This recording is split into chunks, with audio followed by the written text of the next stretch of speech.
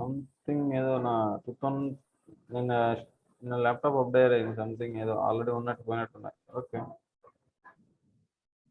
Fine. Configuration manager ఇవన్నీ ఏం లేవే.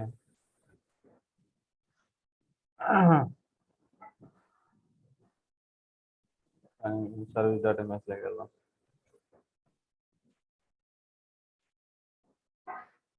ఓకే కావాలంటే సర్వీసెస్ డాట్ ఎంఎస్సి అని కొట్టు. ఎంఎస్సిని కూడా ఇది చూపిస్తుంది ఇట్లా ఇట్లా చెక్ సింబల్. సో దాని మీద క్లిక్ చేస్తే మన ఓఎస్ లెవెల్లో ఏ ఏ సర్వీస్ రన్ అవుతున్నాయో మొత్తం చూపిస్తుంది.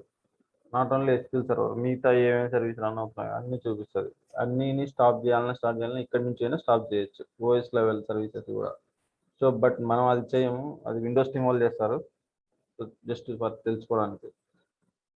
ఓకే మనది SQL server.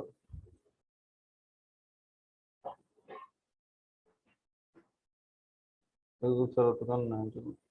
So SQL server stop స్టేట్లో ఉంది. సో స్టార్ట్ చేయాలి.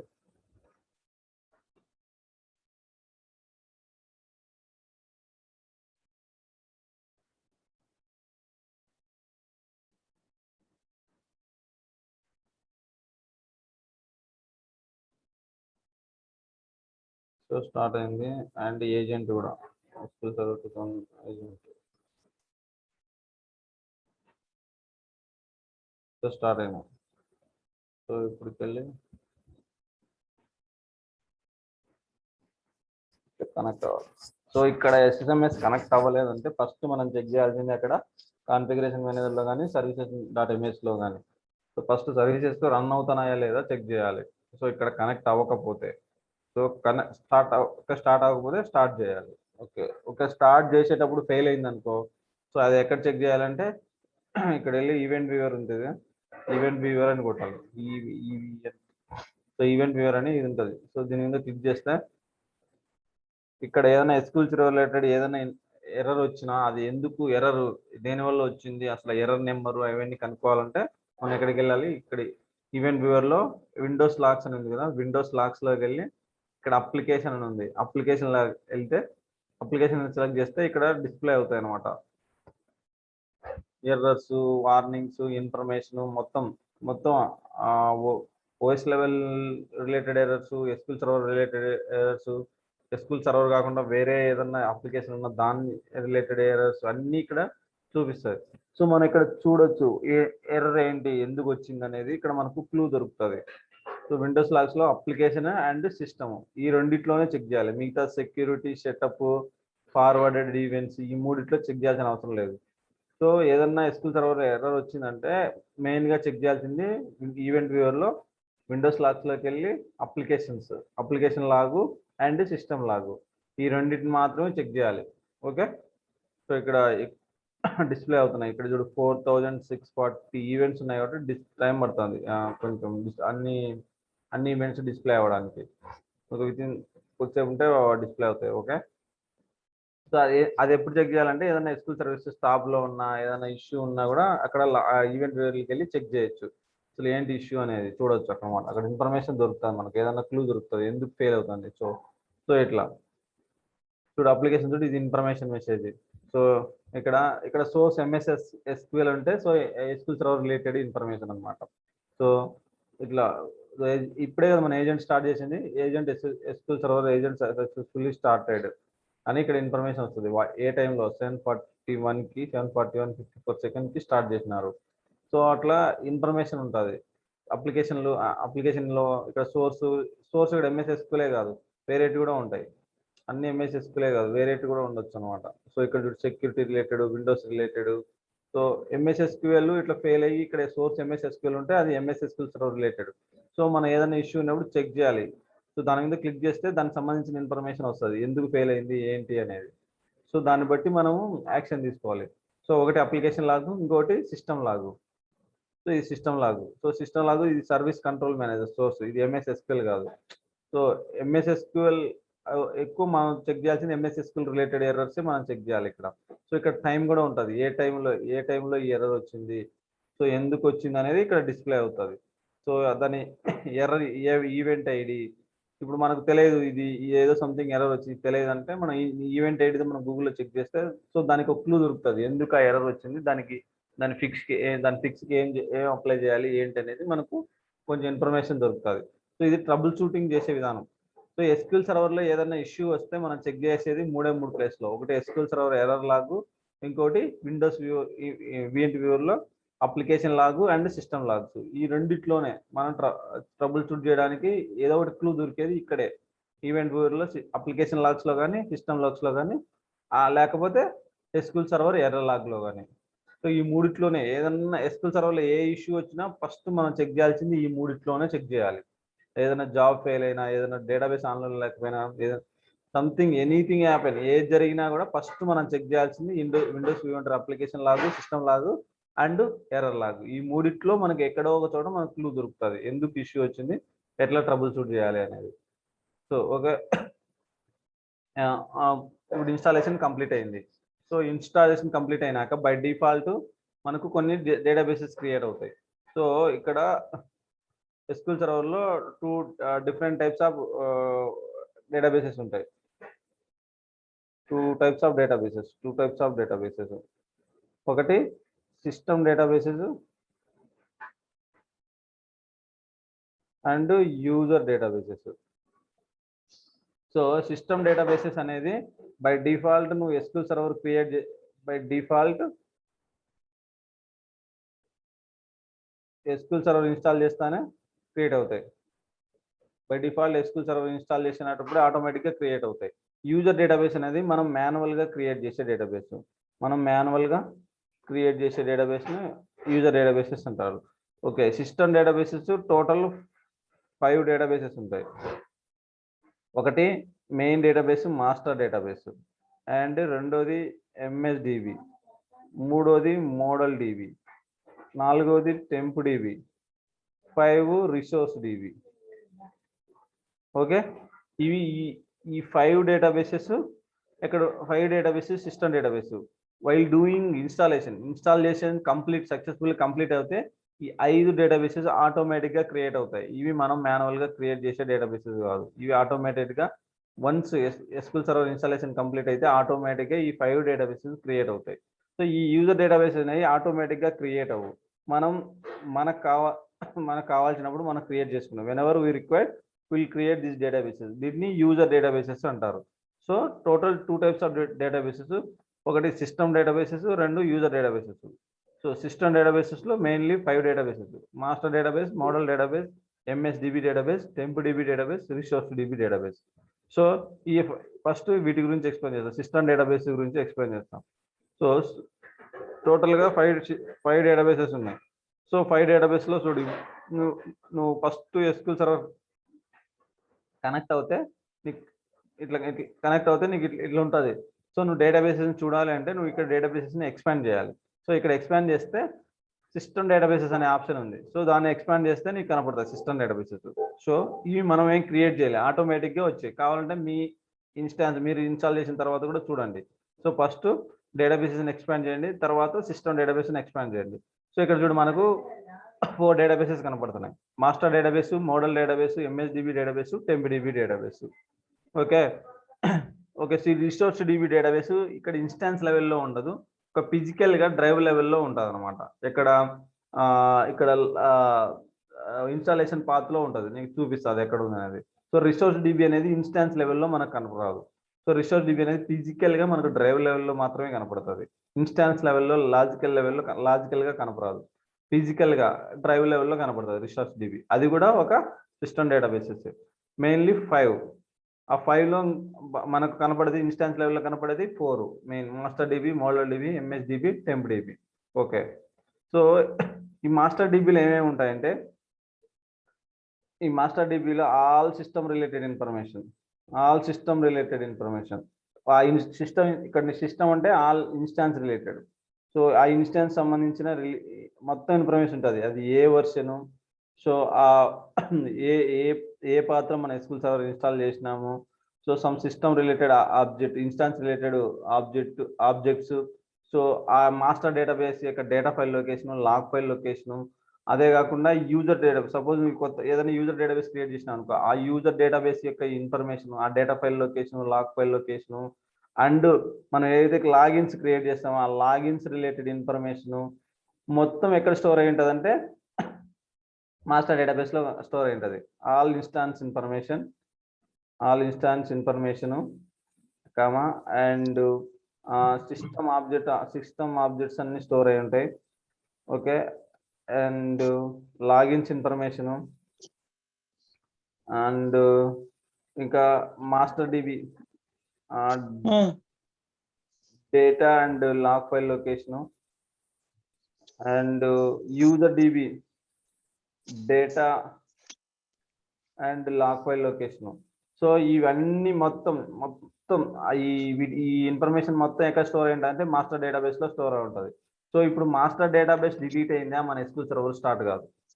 సో మాస్టర్ డేటాబేస్ డిలీట్ అయితే మన SQL సర్వర్ స్టార్ట్ కాదు. సో మన SQL సర్వర్ స్టార్ట్ అయ్యేది based on the master database only. మన SQL సర్వర్ స్టార్ట్ అవుతుంది. సపోజ్ బై మిస్టేక్ మన మాస్టర్ డేటాబేస్ డిలీట్ అయిందా SQL సర్వర్ స్టార్ట్ అవ్వదు. సో దానికి చాలా ప్రొసీజర్ ఉంది, ఎట్లా రికవరీ చేయాలా అనేది చాలా చాలా హెడేక్ అనమాట. సో మనం డిలీట్ చేయకూడదు, మాస్టర్ డేటా ఫైల్స్ని మనం డిలీట్ చేయకూడదు. సో మెయిన్లీ మాస్టర్ డేటాబేస్లో ఏమేమి ఉంటాయి, all instance related information, system related objects, logins information, master DB data file location, log file location, user DBs, all user DBs, only ఒక user DBs, all user DBs information and other వీటి information కూడా దీంట్లోనే ఉంటుంది. Other system database information కూడా, other system DB information, DB data file and log file information కూడా ఇక్కడే store అయి ఉంటుంది, ఈ మాస్టర్ డేటాబేస్లోనే ఉంటుంది. సో మాస్టర్ డేటాబేస్లో all system related information, system objects, logins information, master database data file information, log file information, all other user databases data file location, log file location information and other system database data file and log file information ఇవన్నీ store అయ్యేది ఎక్కడ అంటే master డేటాబేస్లో store అయి ఉంటాయి. Okay, ఇది master డేటాబేస్లో. So MSDBలో ఏంటంటే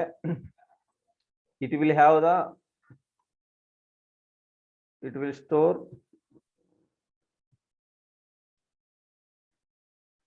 SQL server agent information అన్నమాట. SQL server agent information store ఉంటుంది and DB mail information store అయి ఉంటుంది. సో ఇక్కడ మన SQL సర్వర్ ఓపెన్ చేస్తే ఇక్కడ మన SQL సర్వర్ ఏజెంట్ అని ఉంది. సో ఏజెంట్లో ఏమేమి ఉంటాయంటే జాబ్స్, అలర్ట్స్, ఆపరేటర్స్, ప్రాక్సీస్, ఈ SQL సర్వర్ ఏజెంట్ సంబంధించిన లాగ్స్ ఇవన్నీ ఎక్కడ ఉంటాయి, SQL సర్వర్ ఏజెంట్లో ఉంటాయి. సో ఇది ఏజెంట్, ఇక్కడ ఏజెంట్ లెవెల్ ఇన్ఫర్మేషన్ మొత్తం ఎక్కడ స్టోర్ అయి ఉంటుంది అంటే MSDBలో స్టోర్ అయి ఉంటుంది. సో ఈ ఏజెంట్లోనే జాబ్స్ ఉంటాయి, అలర్ట్స్ ఉంటాయి, ఏదన్నా ఆటోమేటిక్ మెకానిజం మనం కాన్ఫిగర్ చేయాలంటే ఈవెన్ బై యూజింగ్ జాబ్ ద్వారా each and every job information ఎక్కడ స్టోర్ అయి ఉంటుంది అంటే MSDBలో స్టోర్ అయి ఉంటుంది. సో జస్ట్ మీరు ఇప్పుడు అసలు MSDBలో ఏం స్టోర్ అవుతుందో తెలుసుకుంటే అసలు జాబ్స్ అంటే ఏంది, ఎట్లా కాన్ఫిగర్ చేయాలో తర్వాత చెప్తాం.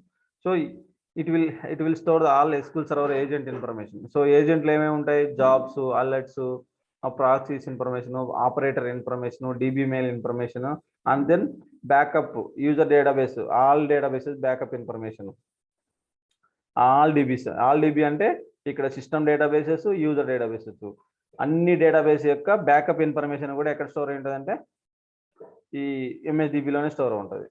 So it will store the SQL server agent information and DB mail information. SQL server ఏజెంట్లు ఏమేమి ఉంటాయి, జాబ్స్, ప్రాక్సీస్, ఇంకా ఏమేమి ఉంటాయి, లాగిన్స్ కాదు, సో అలర్ట్స్, ఆపరేటర్స్, ఏజెంట్ యొక్క ఇన్ఫర్మేషన్, జాబ్స్ యొక్క ఇన్ఫర్మేషన్ మొత్తం ఎక్కడ స్టోర్ అవుతాయంటే MSDBలో స్టోర్ అవుతాయి. అది కాకుండా ఆల్ DB యొక్క బ్యాకప్ ఇన్ఫర్మేషన్ కూడా స్టోర్ అవుతుంది, అన్ని డేటాబేస్ యొక్క బ్యాకప్ ఇన్ఫర్మేషన్, అది ఎప్పుడు బ్యాకప్ అయింది, ఏ టైంలో ఎప్పుడు స్టార్ట్ అయింది, ఏ టైంలో ఎండ్ అయింది, ఎంతసేపు రన్ అయింది, ఎవరు రన్ చేశారు, ఏ పాత్లో బ్యాకప్ తీసుకున్నారు, ఇవన్నీ మొత్తం ఇన్ఫర్మేషన్ MSDBలో ఉంటుంది. సో ఏంటంటే ఎవరు రన్ చేశారు, హూ రన్ బ్యాకప్, ఎక్కడ, వేర్ వీ టేకెన్ బ్యాకప్, ఏ పాత్లో తీసుకున్నాం, so what time it got started, what time it ended, how much time it taken. So this type of information మొత్తం బ్యాకప్ రిలేటెడ్ ఇన్ఫర్మేషన్ మొత్తం ఎక్కడ store అయి ఉంటుంది, MSDB. So దీంట్లో ఈ master database backup information కూడా ఇక్కడే ఉంటుంది, మోడల్ డేటాబేస్ బ్యాకప్ ఇన్ఫర్మేషన్ ఇక్కడే ఉంటుంది, టెంప్ డిబి ఇక్కడే ఉంటుంది, రిసోర్స్ డిబి ఇక్కడే ఉంటుంది. అలా కాకుండా నువ్వు ఏదైనా యూజర్ డేటాబేస్ క్రియేట్ చేసినావు అనుకో, వాటి ఇన్ఫర్మేషన్ కూడా ఇక్కడే వాటి డేటాబేస్ బ్యాకప్ ఇన్ఫర్మేషన్ మొత్తం ఇక్కడే స్టోర్ అయి ఉంటుంది ఎంఎస్డిబిలో. అండ్ బ్యాకప్ ఇన్ఫర్మేషన్తో పాటు and agent information, jobs information, alerts information, operator information, dB mail information మొత్తం ఎక్కడ స్టోర్ అయి అంటే ఎంఎస్డిబిలో స్టోర్ అయి ఉంటుంది. ఓకేనా, జస్ట్ మీరు తెలుసుకోండి ఇది ప్రస్తుతానికి, స్లోగా అర్థమవుతుంది ఏంటి ఎంఎస్డిబి అంటే ఏంటి అనేది. Okay, model database. Model database అనేది just template, it's a template. Okay, template అంటే ఐడియా ఉంది ఎవరికన్నా?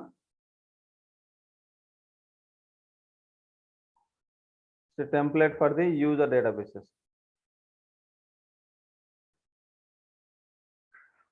టెంప్లేట్ అంటే template nothing but it's a source database. So నువ్వు ఏదైనా యూజర్ డేటాబేస్ క్రియేట్ చేసినావు అనుకో, సపోజ్ ఇక్కడ చూడు, నేను జస్ట్ ఈ మోడల్ డేటాబేస్ ఉంది, మోడల్ డేటాబేస్ ప్రాపర్టీస్కి వెళ్తున్నా.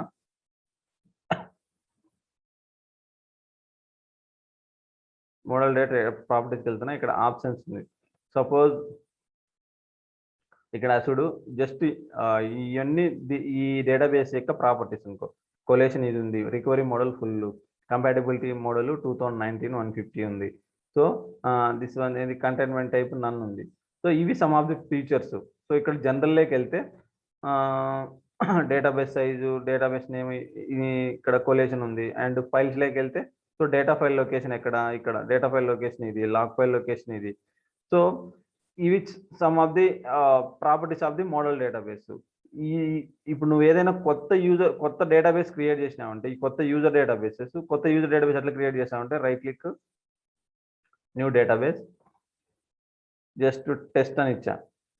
ఓకే, నేనేం just right click the database, create the database, and ఆ డేటాబేస్ నేమ్ ఏందో జస్ట్ ఇచ్చాను అంతే. ఓకేనా, దాని తర్వాత నేను ఏం ప్రాపర్టీస్ దీనికి సెట్ చేయలేదు, జస్ట్ డేటాబేస్ నేమ్ ఇచ్చి ఓకే కొట్టా. సో డేటాబేస్ క్రియేట్ అవుతుంది. సో ఇక్కడ డేటాబేస్ క్రియేట్ అయింది, టెస్ట్ అనే డేటాబేస్ క్రియేట్ అయింది. సో ఈ యూజర్ డేటాబేస్ ఎక్కడ క్రియేట్ అంటే అండర్ డేటాబేసెస్ సెక్షన్ కింద యూజర్ డేటాబేస్ క్రియేట్ అవుతాయి. సిస్టమ్ డేటాబేస్ ఎక్కడ ఉంటాయంటే అండర్ సిస్టమ్ డేటాబేసెస్ కింద ఉంటుంది. సో ఇప్పుడు కంపేర్ చేయి, each and every property of model database it will apply to the test database. ఇది యూజర్ డేటాబేస్ కి టెంప్లేట్ అనమాట. సో ఏవైతే ఫ్యూచర్స్ మోడల్ డేటాబేస్కి ఉంటాయో ఆ ఫ్యూచర్స్ ఆ ఫ్యూచర్స్ యూజర్ డేటాబేస్కి అప్లై అవుతుంది. జస్ట్ అది స్ట్రక్చర్. ఇప్పుడు ఆ డేటా ఏదైనా కొత్త డేటాబేస్ నువ్వు క్రియేట్ చేస్తే ఆ డేటాబేస్ ఎక్కడి నుంచి క్రియేట్ అవుతా అంటే మోడల్ డేటాబేస్ నుంచి క్రియేట్ అవుతుంది.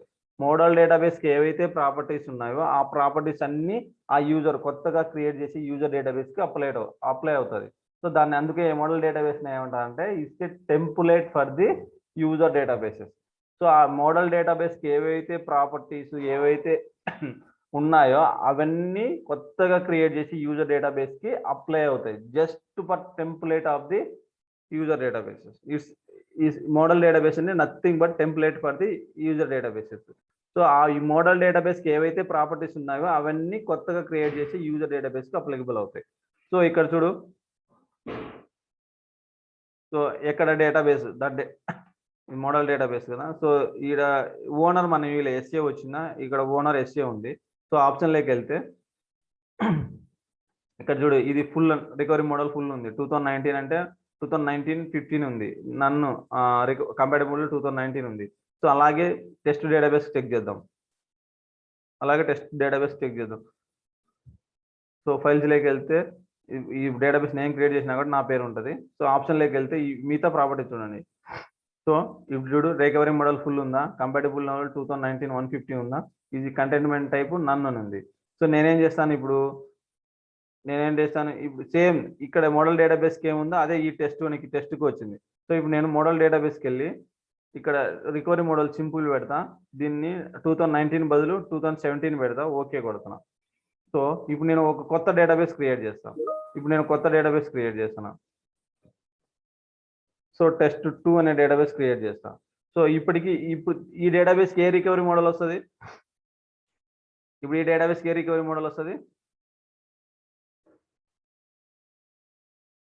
సో రైట్ క్లిక్ ఇచ్చి ప్రాపర్టీస్ వెళ్తే, సో ఆప్షన్లోకి వెళ్ళి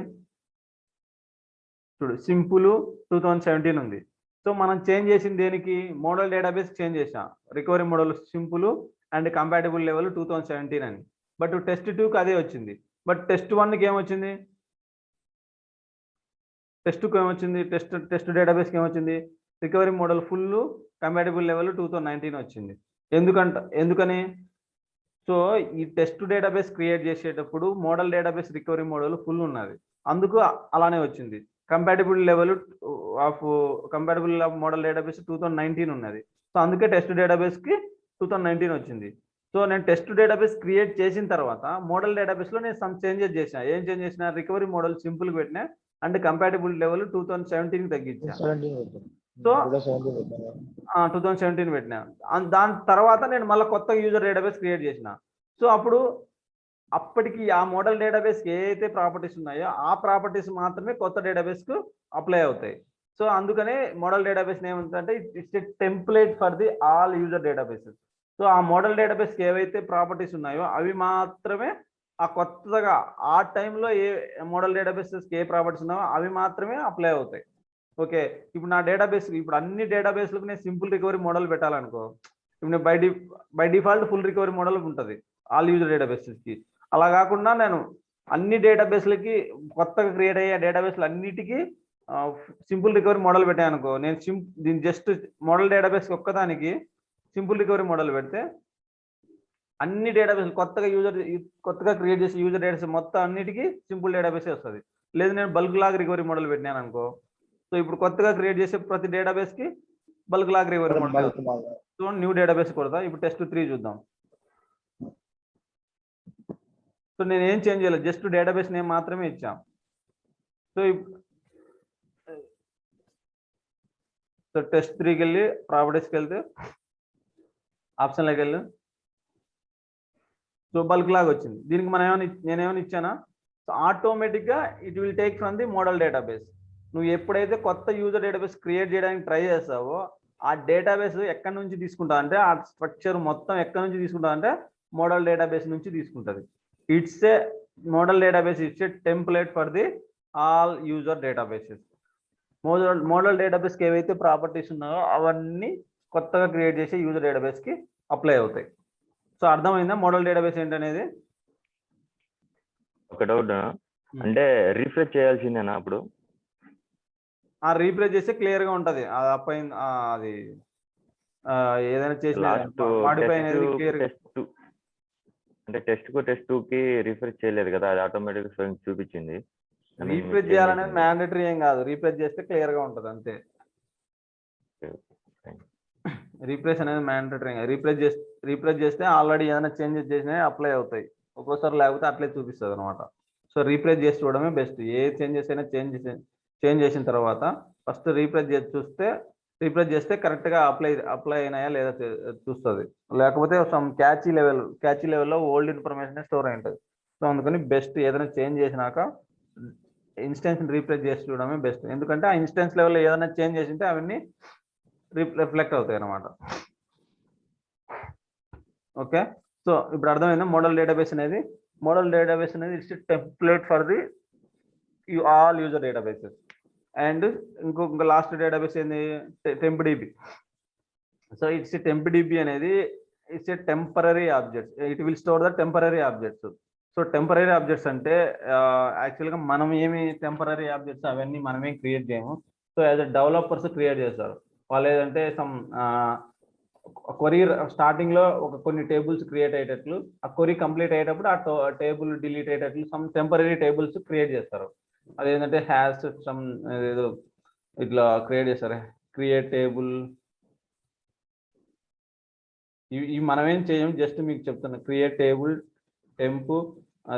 టెంప్ కాదు, సమ్ ఏదో EMP1 హ్యాష్ అని సంథింగ్ ఇట్లా హ్యాష్ అని పెడతారు. ఇట్లా హ్యాష్ అని పెడితే ఇది సమ్ టెంపరరీ టేబుల్స్ అనమాట.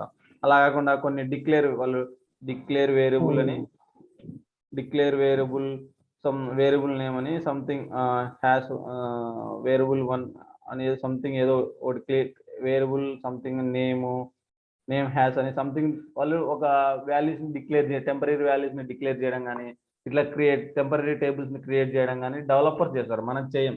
సో సో అలాంటి టెంపరరీ ఇన్ఫర్మేషన్ మొత్తం ఎక్కడ స్టోర్ అవుతా అంటే టెంప్డిబిలో స్టోర్ అవుతుంది.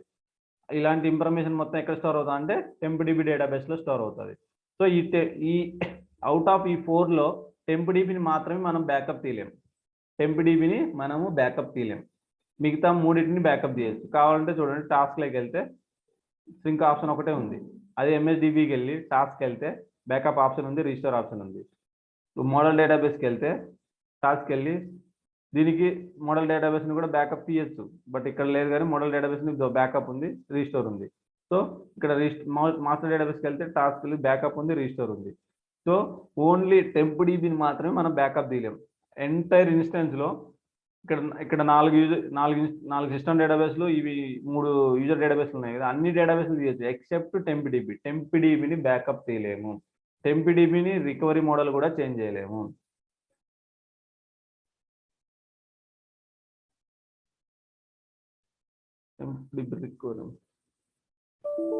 టెంప్డిబి రికవరీ మోడల్ కూడా చేంజ్ చేయలేము. టెంప్డిబి ఖచ్చితంగా అది సింపుల్ రికవరీ మోడల్లోనే ఉంటుంది. టెంప్డిబిని రికవరీ మోడల్ చేంజ్ చేయలేము. అదే ఇందాక మనం మోడల్ డేటాబేస్ చేసినాం కదా, అలాగే దీన్ని కూడా చేయొచ్చు, అన్ని డేటాబేస్లను చేయొచ్చు. బట్ టెంప్డిబిని మాత్రం చేయలేము అనమాట.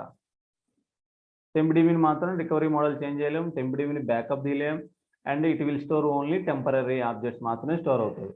అండ్ ఇప్పుడు టెంప్డిబికి ఇంకొక సపరేట్ కాన్ఫిగరేషన్ ఉంది. ఇది ఒక ఇంపార్టెంట్ ఇంటర్వ్యూ క్వశ్చన్ కూడా. సో టెంప్డిబి బెస్ట్ ప్రాక్టీస్ అంటారు. టెంప్డిబి బెస్ట్ ప్రాక్టీస్ అంటే ఏంటంటే, ఒకటి, టెంప్డిబిని బ్యాకప్ తీయలేము. You can't take backup. We can't take backup and we can't change recovery model also. Recovery model అంటే ఏంటి అని చెప్తాను, బట్ జస్ట్ ఇది you can't change recovery model. It will have always it will be simple recovery model only. Always it will be simple recovery model only. Simple recovery model. And third one, and restore కూడా చేయలేం. We can't restore.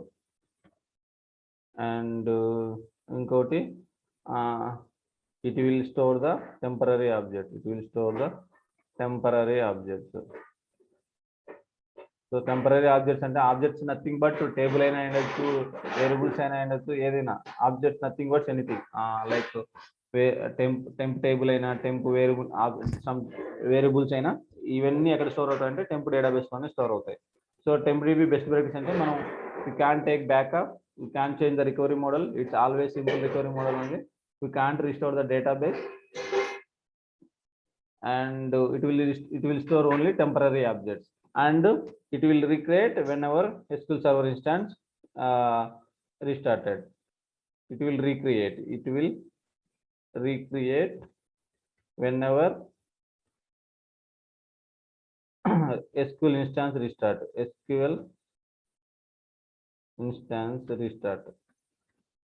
So ఇప్పుడు based on the టెంప్డిబి creation బట్టి మనం చెప్పచ్చు అనమాట, ఎప్పుడు last SQL server create అయింది, ఎప్పుడు last SQL server instance restart అయింది అనేది. ఇప్పుడు టెంప్డిబి రైట్ క్లిక్ ఇచ్చి ప్రాపర్టీస్కి వెళ్తే, సో టెంప్డిబి క్రియేషన్ టైం ఎంత, 15/7 and 7:41కి అయింది. ఓకేనా, 7:41, ఇప్పుడు 8:8 కదా. సో 7:41కి, సో టెంప్డిబి క్రియేషన్ టైమే లాస్ట్ SQL సర్వర్ రీస్టార్ట్ అయ్యి. ఎప్పుడైతే నువ్వు SQL సర్వర్ని రీస్టార్ట్ చేస్తావో అప్పుడు ఆటోమేటిక్గా టెంప్డిబి కూడా రీక్రియేట్ అవుతుంది. ఆల్రెడీ ఉన్న టెంప్డిబి డేటాబేస్లో ఉన్న మొత్తం డేటా వెళ్ళి క్లియర్ అయిపోయి మళ్ళీ కొత్తగా డేటాబేస్ క్రియేట్ అవుతుంది టెంప్డిబి. ఇది ఓన్లీ ఫర్ టెంప్డిబికే. సో ఎందుకంటే దీంట్లో ఓన్లీ టెంపరరీ ఆబ్జెక్ట్స్ ఉన్నాయి కాబట్టి, సో దాంట్లో డేటా మూవ్ అయినా కూడా, దాంట్లో డేటా ఎరేజ్ అయినా కూడా ప్రాబ్లం ఉండదు. సో టెంప్డిబి క్రియేషన్ అనే time last SQL server instance restart అయిన టైం. ఎప్పుడైతే SQL సర్వర్ రీస్టార్ట్ అవుతుందో ఆటోమేటిక్గా టెంప్డిబి రీక్రియేట్ అవుతుంది, కొత్తగా క్రియేట్ అవుతుంది. సో ఇప్పుడు లాస్ట్ క్రియేట్ అయింది 7:41కి క్రియేట్ అయింది. సో నేను ఇప్పుడు వెళ్ళి SQL సర్వర్ని రీస్టార్ట్ చేస్తాను.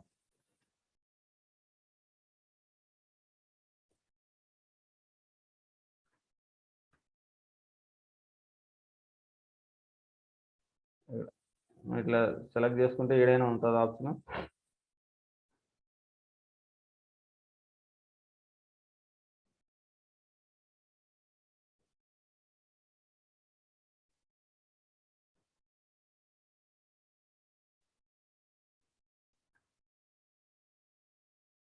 సో 2019 వేసింది.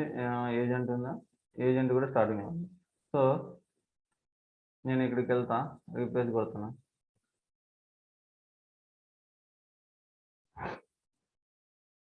ప్రాపర్టీస్కి వెళ్ళా.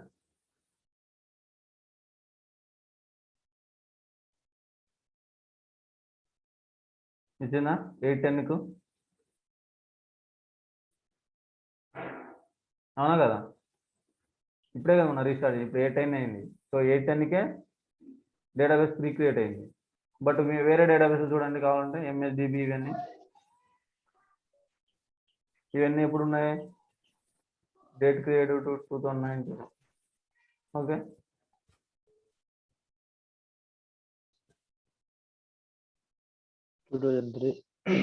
ఇట్లా చూసినారు